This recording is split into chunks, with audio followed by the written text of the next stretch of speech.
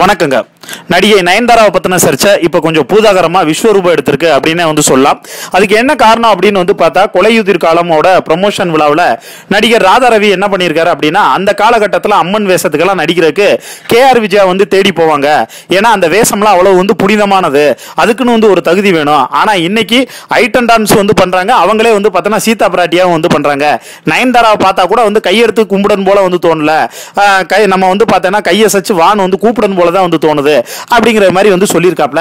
இதை வந்து பார்த்தோன்னா வந்து கேட்டு பலரும் வந்து ராதா ரவிக்கு பயங்கரமான கண்டனமும் சர்ச்சையும் வந்து பார்த்தோன்னா தெரிவிச்சிருக்காங்க.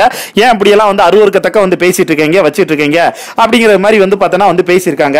அப்ப ராதா ரவி வந்து என்ன சொல்லியிருக்காரு அப்படின்னா, நான் வந்து அவங்களுடைய மனசை வந்து கஷ்டப்படுத்துற மாதிரி எதுவும் வந்து பேசல, நான் ஜென்ரலா தான் வந்து பேசினேன். அது ஒருவேளை நயன்தாரா விக்னேஷ் சிவன் மனசை புண்படுத்தி இருந்தா அதுக்காக நான் பகிரங்கமா மன்னிப்பு கேட்டுக்கிறேன் அப்படிங்கிற மாதிரி வந்து சொல்லியிருக்காப்ல. ஆனா நிறைய பேர் என்ன சொல்லியிருக்காங்கன்னா, நீங்க உதாரணத்துக்கு வந்து சொல்லனா கூட ஏன் நயன்தாராவை சொல்றீங்க, உங்க தங்கச்சி வந்து பார்த்தனா ராதிகாவை சொல்ல வேண்டியானே, ராதிகாவுக்கு எத்தனை புருஷன் அதெல்லாம் வந்து யோசிச்சு பார்த்தீங்களா வச்சீங்களான்னு இவங்க ஒரு பக்கம் வந்து பேச ஆரம்பிச்சிருக்காங்க. கொஞ்சம் எக்ஸ்ட்ரீமா போய் மு.க. ஸ்டாலின் வந்து என்ன பண்ணிருக்காங்க, தற்காலிகமா ராதா ரவியை வந்து பார்த்தேன்னா திராவிட முன்னேற்ற கழகம் வந்து பார்த்தேன்னா பெண்களுக்கு முக்கியத்துவம் வந்து கொடுக்கக்கூடிய கண்ணியமான வந்து கழகம், அதுல வந்து பார்த்தேன்னா இப்படி வந்து பண்ணதுனால ராதா ரவியை தற்காலிகமா வந்து சஸ்பெண்ட் பண்றான் அப்படிங்கிற மாதிரி வந்து சொல்லியிருக்காங்க. ஒட்டுமொத்தமா ஒரு சீனியர் நடிகர் ரொம்ப தனிமையாக்க வந்து பட்டிருக்காரு. விக்னேஷ் சிவன் முத கொண்டு பலரும் வந்து பார்த்தேன்னா பயங்கரமான கண்டனம் தெரிவிச்சு வந்திருக்காங்க. அதே சமயம் ராதிகா வந்து பார்த்தேன்னா மன்னிப்பு வந்து கேட்டிருக்காங்க அவங்க ட்விட்டர் பேஜ்ல.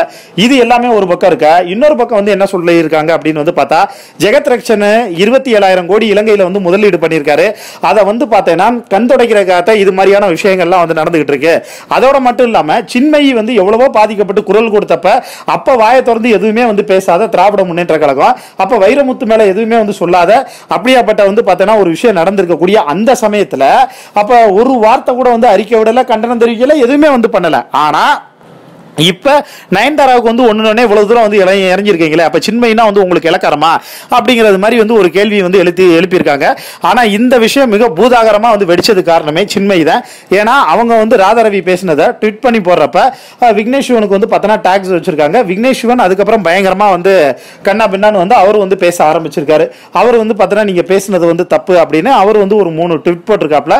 அதுக்கப்புறம் ராதிகாவும் வந்து மன்னிப்பு கேட்டிருக்காங்க. இப்ப இப்படித்தான் வந்து போயிட்டு இருக்கு.